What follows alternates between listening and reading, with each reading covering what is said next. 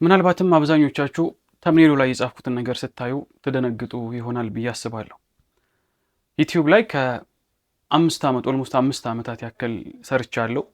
በዚህ 5 ዓመታት ውስጥ በጣም ብዙ ነገሮችን አይቻለሁ። ዩቲዩብ ላይ ጊዜን መስዋዕት አድርጌያለሁ፣ ገንዘቤን መስዋዕት አድርጌያለሁ።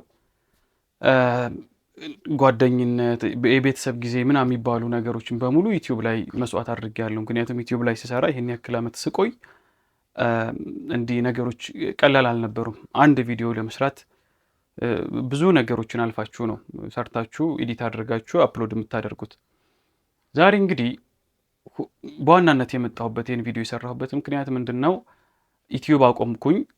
ዩቲዩብ ሳቆም በምን ምክንያት ዩቲዩብ እንዳቆምኩና በዋናነት እኔ በዚህ ባለፉት 5 ዓመታት የዩቲዩብ ቆይታዬ የሰራኋቸው ስህተቶች ምናልባትም ለዛሬ ቀን አድርሰውኛል ብዬ አስባለሁ። ዛሬ ላይ በቃኝ ብዬ ዩቲዩብ እንዳቆም አድርገውኛል ብዬ አስባለሁ።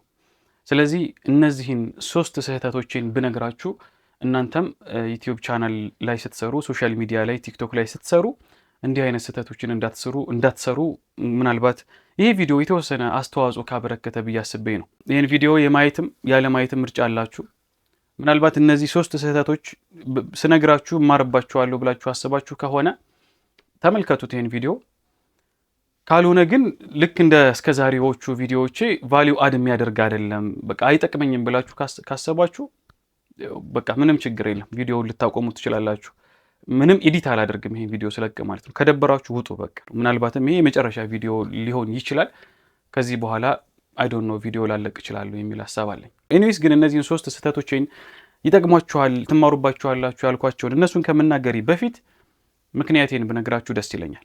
በዋናነት 3 ምክንያቶች ናቸው ያሉኝ፣ 3 ምክንያቶች ናቸው ያሉኝ እንዳቆም ያስገደዱኝ ማለት ነው። የመጀመሪያው ነገር አንድ ሰው ቪዲዮ አፕሎድ ሲያደርግ ዋጋ ከፍሎ ነው። እኔ ቪዲዮ ስቀርጽ ከስራ ሰዓት ጋር እየተጋጨብኝ ሁላ የስራ ሰዓት አመቻችቼ ከዚያ ቪዲዮ ኤዲት መደረግ አለበት። የቻልኩትን ኤዲት አድርጌ ያልቻልኩትን ደግሞ ሰዎችን አንዳንዴ ገንዘብ ከፍዬ ኤዲት አስደርጌ ተምኔል ስሰራ ሌሎችም ነገሮች ሲዘጋጁ አንድ ቪዲዮ ለማዘጋጀት በጣም ከባድ ነው እና ምንድነው እሱ እኔ ቪዲዮዎቼን እስከ 150 የሚደርሱ ቪዲዮዎች ለቅቄ ያለሁኝ አንድም ቀን በእነዚህ ቪዲዮዎቼ ላይ ዋሽቼ አላውቅም። እናንተ ደግሞ እውነቱን ነው የምነግራችሁ። እናንተ ደግሞ የሚዋሽ ሰው ትፈልጋላችሁ። እያንዳንዱ ቪዲዮ ላይ ውሸት የሚደባልቅ ሰው ትፈልጋላችሁ። እኔ ግን እየዋሸሁኝ ሰዎች ባዶ ተስፋ እንዲጨብጡ ስለማልፈልግ ህሊና ስላለኝ በሰዎች የተስፋ መዋለል ውስጥ የራሴን ቢዝነስ የራሴን ዶላር መስራት ስለማልፈልግ መናገር ካለብኝ እውነቱን ብቻ ለሰዎች ይጠቅማል ብዬ ያሰብኩትን ነገር ብቻ መናገር ስላለብኝ ይሄንን ስለማመን ያ ደግሞ እናንተ አልተመቻችሁ። እኔ ከዚህ በፊት ስለ ቢዝነስ ብዙ ቪዲዮዎች ሰርቻለሁ። ቪዲዮ ኤዲቲንግ ሰርቻለሁ። ኮንተንት ክሪኤሽን ሰርቻለሁ። እንዴት ቪው ታገኛላችሁ፣ እንዴት ሰብስክራይበር ታገኛላችሁ፣ እንዴት ዋች ታይም ታገኛላችሁ፣ እንዴት ብዙ ትከፈላላችሁ፣ እንዴት ራሳችሁን ከጥገኝነት አውጥታችሁ ከስራ አጥነት አውጥታችሁ ስራ ታገኛላችሁ፣ እንዴት ተጨማሪ ቢዝነሶችን ብዙ ርዕሶችን ዲስከስ አድርጌያለሁ። እስከ 150 የሚጠጉ ቪዲዮዎች ማለት ነው። አንድም ቀን ዋሽቻችሁ አላውቅም። አንድም ቀን ራሴ ኤክሰርሳይዝ አድርጌያቸው ራሴ ሞክሬያቸው ራሴ ሰርቻቸው ውጤታማ ያደረጉኝን ነገሮች ነው ሳካፍላችሁ የኖርኩት። እናንተ ግን ይሄን አትፈልጉም። ለምን? ዩቲዩብ ላይ በዋሽ ኖሮ ባዶ ተስፋ እያስጨበቅኳችሁ ሁሌ ቪዲዮ ብሰራ ኖሮ በእናንተ ባዶ ተስፋ እኔ ብዙ ገንዘብ አገኝ ነበር። ለምሳሌ በ3 ወር ጊዜ ውስጥ ያው የሚሉ ስላሉ በ3 ወር ጊዜ ውስጥ ሚሊዮነር ላርጋችሁ፣ ብዙ ገንዘብ ላሳፍሳችሁ፣ በ6 ወር ጊዜ ውስጥ ቢዝነስማን ላርጋችሁ፣ በ1 ዓመት ጊዜ ውስጥ 500,000 ብር እንዴት እንደምትሰሩ ላሳያችሁ እያልኩኝ እንደዚህ አይነት ርዕሶችን በመደጋገም 100 ቪዲዮ በመስራት እናንተም በማሰልቸት ቁጭ ብላችሁ የኔን ቪዲዮ እንድታዩ ማድረግ ይቻላል፣ ውሸት ተጨምሮበት ማለት ነው። እኔ ግን ያን ማድረግ አልፈለኩም። እናንተ ደግሞ እውነትን የሚናገር ሰው ይጠቅማል ብሎ ሰዎችን ያስተምራል ብሎ ዩቲዩብን ሶሻል ሚዲያ የሚሰራን ሰው አታበረታቱ። አንዱ ምክንያት ይሄ ነው። እውነቱን በጣም ደክሜ በጣም ለፍቼ ጊዜ መስዋዕት አድርጌ ገንዘብ አውጥቼ አፕሎድ ያደረኩትን ቪዲዮ ይደብራችኋል። እናንተ የሆነ ካያችሁት በኋላ ይደብራችኋል። በቃ ከዚያ ተወሰነ ደቂቃ አይታችሁ ትወጣላችሁ። ያ ለእኔ መስዋዕትነት ያስከፍለኛል። ዩቲዩብ እነዚህ ሰዎች ያወራህ ወሬ ቁም ነገር ሆኖባቸው ነው መሰለኝ ስላልተመቻቸው ጥለው ወጥተዋል። ሰው ያንተን ቪዲዮ አላሰራጭም ብሎ እንደዛ አይነት ፊድባክ ይሰጠኛል ማለት ነው። አንዱ ምክንያት እናንተ ናችሁ። ሁለተኛ ምክንያቴ ሰዎች ነገራቶችን ውስብስብ አድርጎ የሚነግራቸው ሰው ፈለጉ። እኔ ስለ ቪዲዮ ኤዲቲንግ ስናገር 30 ደቂቃ ከሆነ ቪዲዮ ኤዲቲንግን አቅጄ 30 ደቂቃ ከሆነ ያስኩለት የ30 ደቂቃ ቪዲዮ ለመስራት ከሆነ 30ውንም ደቂቃ ክሊር አድርጌ ነው የምናገረው። በቃ ግልጽ አድርጌ ነው የምናገረው እንዲገባችሁ ስለምፈልግ። ቀላል ነው ነገሩን ከባድ አስመስሎ አወሳስቦ አንዳንድ ሰዎች እንደሚያደርጉት አንድን ርዕስ በጣም ሲምፕል የሆነ ርዕስ እንግሊዘኛ በመጠቀም ከባድ ቃላቶችን በመጠቀም ውስብስብ በማድረግ ስቴፖች በማብዛት ካታጎሪ በማብዛት ሰዎች ገና ግልጽ ሳይሆንላቸው እንዲቆዩ ያደርጋሉ በአንድ ቪዲዮ ማለት ነው። ከዚያ ሁለተኛ ቪዲዮ ይሰሩና አሁንም ያንን ቪዲዮ መጀመሪያ ክሊር ስላላደረጉላቸው ያንን ቪዲዮ እንዲያዩ ይገደዳሉ። ሶስተኛ ቪዲዮ ያሉ አራተኛ ቪዲዮ ያሉ ግን ምንም ነገር አይጨብጡም።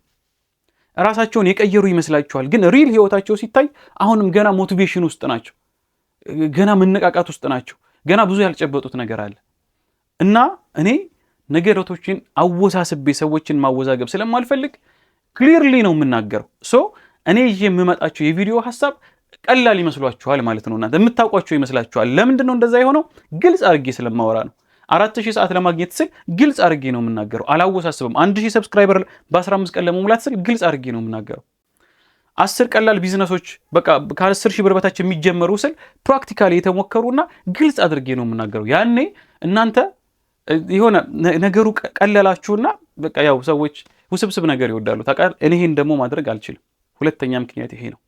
ልብ በሉ፣ ይሄንን ቪዲዮ የሰራሁት ከአንድ ዓመት በፊት ነበር። ከአንድ ዓመት በፊት ነው ይሄን ቪዲዮ የሰራሁት። ይህ ማለት አሁን የቀረጽኩትን ቪዲዮ ማለት አይደለም፣ ግን እንደዚህ አይነት ቪዲዮ ራሱን እንደዚህ አይነት ቪዲዮ ከአንድ ዓመት በፊት አፕሎድ አድርጌ ነበር የዩቲዩብ ቻናል ላይ ካስታወሳችሁ ማለት ነው። ዩቲዩብ ቻናል አቁሜያለሁ። ላቆም የቻልኩት ምክንያት እነዚህ ናቸው። ከኔ 3 ስህተቶችን ተማሩ አስተካክሉ ብዬ አንድ ቪዲዮ ለቅቄ ነበር። አስታወሳችሁ? ይህ ማለት አሁን አቁሜያለሁ እያልኳችሁ አይደለም። ይሄን ሁላ ነገር ከገነባሁ በኋላ ለምንድን ነው የማቆመው? አቁሜያለሁ እያልኳችሁ አይደለም። ግን አሁን የነገርኳችሁን ቪዲዮ አይነት ከአንድ ዓመት በፊት ሰርቼ ነበር ልላችሁ ፈልጌ ነው። አሁን ምንድን ነው የምትማሩት ከኔ?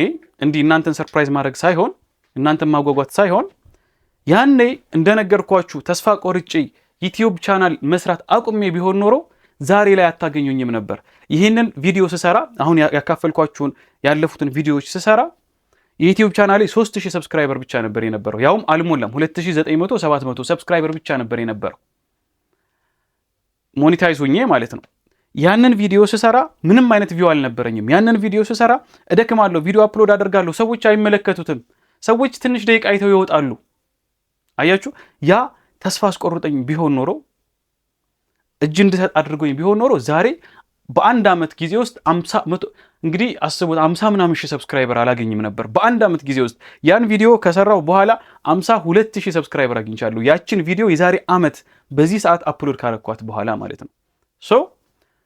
3 ስህተቶችን ግን ላካፍላችሁ አሁን። አንደኛ እንደዛ ተስፋ እንድቆርጥ ያደረገኝ አንደኛው ነገር የኮንሲስተንሲ ችግር ነበር። ቪዲዮ ኮንሲስተንትሊ አፕሎድ አላደርግም። በሳምንት 2 ቪዲዮ ለቅና 1 ወር እጠፋለሁ።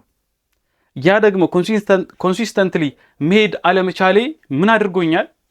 ዩቲዩብ በእኔ ላይ እንዲቆጣና ለሰዎች የኔን ቪዲዮ እንዳያካፍል አድርጎኛል። ሁለተኛ ደግሞ የኔን ብራንድ መገንባት እንዳልችል፣ ሶስተኛ ደግሞ ሰዎች ውስጥ አእምሯቸው ውስጥ በተደጋጋሚ እየመጣው ተጽዕኖ መፍጠር እንዳልችል አድርጎኛል። ስለዚህ ሰዎች የኔን ቪዲዮ አያዩም፣ ዩቲዩብም አያሰራጩም። አንድ የእናንተም ችግር ኮንሲስተንትሊ መቀጠል ነው። ዩቲዩብ ላይ ኮሚትድ ሆናችሁ፣ ቲክቶክ ላይ ኮሚትድ ሆናችሁ ካልሰራችሁ ለውጥ አታመጡም። እንደዛን ጊዜ እኔ ዛኔ ተስፋ እንደቆረጥኩት እናንተም ተስፋ ትቆርጡ ነበር።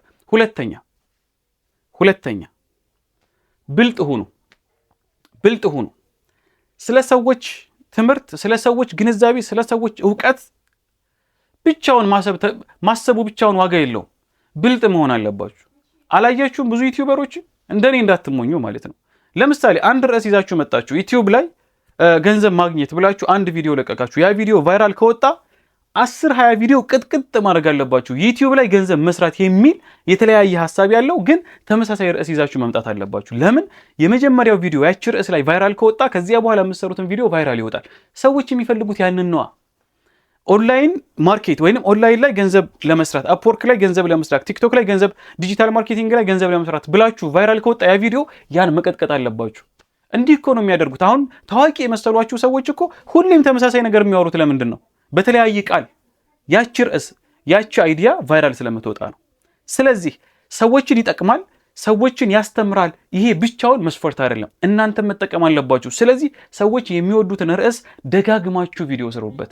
ከቪዲዮዎቻችሁ መካከል ቫይራል የወጣችኋን አንዷን ቪዲዮ ደጋግማችሁ ብዙ ቪዲዮዎች ስሩባት፣ በተለያየ አንግል ማለት ነው። ያኔ እያደጋችሁ ትመጣላችሁ። እኔ ግን ያን አላደርግም ነበር። ሁለተኛ ስህተት ያ ነበር። ሶስተኛ ልብ በሉ፣ ሶስተኛ ጓደኞቻችሁ ከስራ ሰዓታችሁ ዩቲዩብ ቀርጻለሁ ቪዲዮ ቀርጻለሁ ብላችሁ ወስናችሁ ከዚያ ሰዓት የሚያዘንፏችሁን ሰዎች ዶን ሳይ ኦኬ፣ በቃ ኦኬ አትበሏቸው። ኦኬ ማለት አቁሙ። እናንተ ልትሰሩ ተዘግታችሁ ደውሎ ና እስኪ ደብሮኛል ወደ ውጭ እንውጣ ሲላችሁ ከወጣችሁ፣ እናንተ ልትሰሩ ተዘጋጅታችሁ አረ የሆነ ነገር ቸግሮኛል እንደዚህ ነው ከወጣችሁ፣ አሁንም የሆነ ነገር ልትሰሩ ስትል የሆነ ሰው ይመጥቶ ያቋርጣችኋል። እንደዛ ከሆነ መቼም ስኬታማ አትሆኑ። ሶ ፕላን አድርጋችሁ ያንን ፕላን የሚያፈርስ ነገር በዙሪያችሁ የሚመጣውን ነገር ኦኬ አትበሉ። ኦፍ ኮርስ አለው ሶሻል ላይፍ ምናምን የራሱ ታይም አለው እኮ፣ ግን ከስራችሁ ላይ እንቅፋት የሚሆንባችሁን ነገር እሺ አትበሉ። እምቢ ማለት ልመዱ። ስራ ላይ ነኝ ማለት ልመዱ። አያችሁ፣ ስራ ይዣለሁ ማለት ልመዱ። በቃ ትልቅ ፊውቸር እየገነባው ነው ማለት ልመዱ። እነዚህን ነገሮች ካስተካከላችሁ እያደጋችሁ ትመጣላችሁ። በተረፈ ደግሞ በጣም ብዙ ቲፖችን በዚህ ዩቲዩብ ቻናል እያካፈልኩኝ ነው። ፎሎ አርጋችሁ ሰብስክራይብ አርጋችሁ የደወል ምልክቷን ተጭናችሁ ልክ ቪዲዮ ስለቅ ከተማራችሁ ካያችሁ ራሳችሁን ትቀይራላችሁ ልላችሁ ፈልጌ ነው። ለማንኛውም ያስደነገጥኳችሁ በጣም ይቅርታ፣ ግዴታ እንደዛ ማለት ነበረብኝ። ለዚያ ነው ያንን የድሮ ታሪክ አውጥቼ ያወራኋችሁ። እስካሁን ድረስ የደረሳችሁ እስከ መጨረሻው አይቻለሁ ብላችሁ ስሜታችሁን አጋሩኝ። አመሰግናችኋለሁ። መልካም ጊዜ ይሆንላችሁ።